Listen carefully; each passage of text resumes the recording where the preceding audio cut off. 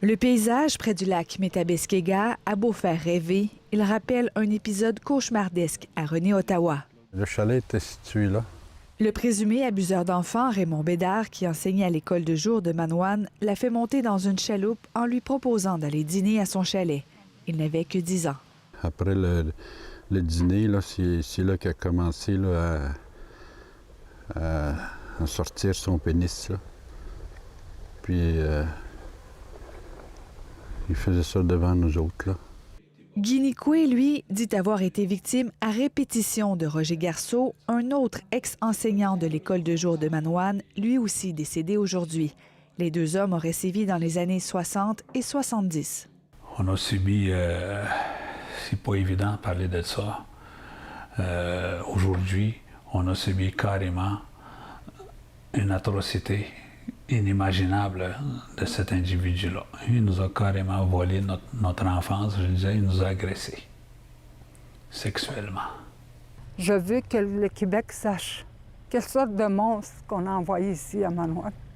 Lise Dubé accompagne les 22 victimes des deux présumés agresseurs à titre d'intervenante au centre de santé de Manoine. Il y a eu beaucoup d'attouchements. Il y a eu aussi des tortures. Il y a eu aussi des séquestrations. Il a vraiment violé les filles et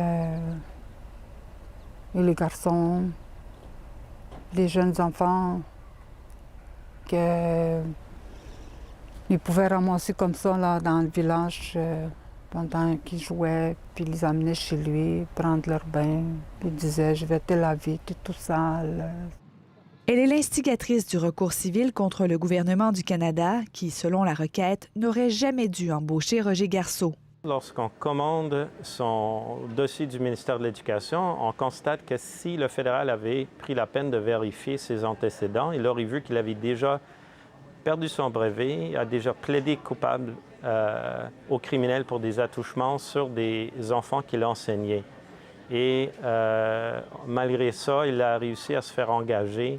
Le ministère des Relations couronnes autochtones et des Affaires du Nord-Canada a refusé de réagir aux allégations touchant l'école de jour de Manoine puisque la cause est devant les tribunaux.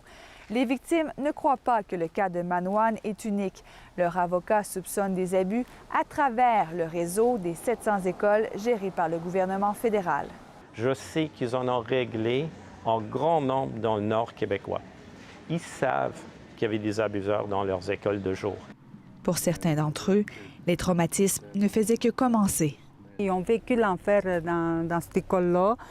Et puis là, on les envoie à l'extérieur, ils sont contents.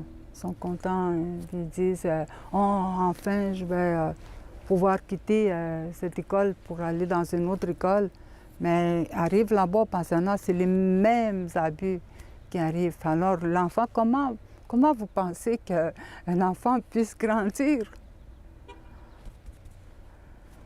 Comment il arrive à faire des projets, des rêves? Il n'y en a plus. Tout est brisé.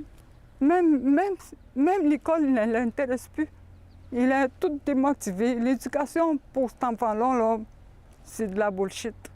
Malgré tout, Guy Nicoué a réussi à s'en sortir, notamment grâce à sa passion pour le sport et l'enseignement de l'éducation physique. Combien de fois? 15? 15, oui. OK. Il est d'abord devenu enseignant et le voilà maintenant directeur de l'école primaire, la même école où travaillaient les deux abuseurs présumés. Ici Maude Montembeault, Radio-Canada, Manoine.